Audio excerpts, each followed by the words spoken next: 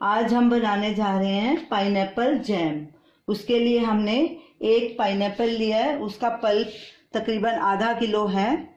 चीनी भी हमने आधा किलो ही ली है। ये जैम में दोनों चीज़ें बराबर होती हैं। और एक नींबू का रस लिया है। रस को हमने पहले निचोड़ लिया, उसमें थोड़ी सी आधा चम्मच चीनी मिलाई है ताकि रस कड़वा ना हो जाए।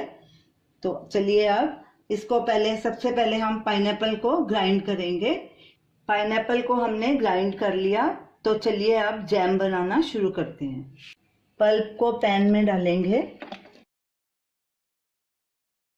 चीनी भी डाल देंगे साथ में।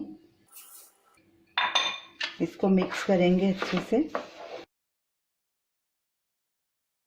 गैस चलाएंगे, गैस को मीडियम आंच पे रखेंगे और कड़छी लगातार चलाते रहेंगे। जब चीनी पिघल जाएगी तो गैस को फुल कर देंगे पानी सुखाने के लिए। चीनी पिघल चुकी है और जैम भी उबलना शुरू हो गया। गैस हम मीडियम पे ही रखेंगे ताकि ये उबल के बाहर ना गिरे। तो इसको हम मीडियम पे ही पकाएंगे। इसको बीच बीच में हम गैस मीडियम लो पे करते रहेंगे और इसको हमने जैम की तरह गाढ़ा करना है। फिर बाद में प्लेट टेस्ट करेंगे।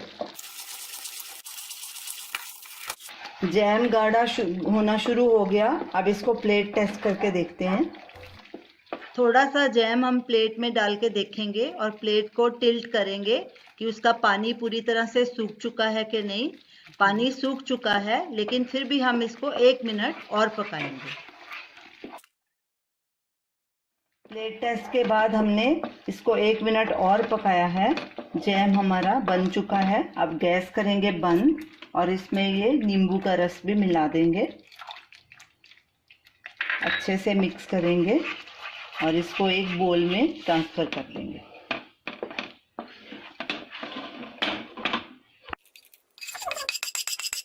जैम को अब हम ठंडा होने के लिए रखेंगे ढककर, और जब ये ठंडा हो जाएगा तो एक बोतल में भर के फ्रिज में स्टोर कर लेंगे।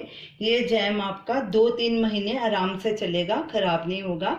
तो आप इसे ज़रूर ट्राई कीजिए और हमें अपना फीडबैक दीजिए। हमारी इस वीडियो को शेयर कीजिए, हमारे चैनल को सब्सक्राइब कीजिए। Thanks for watching.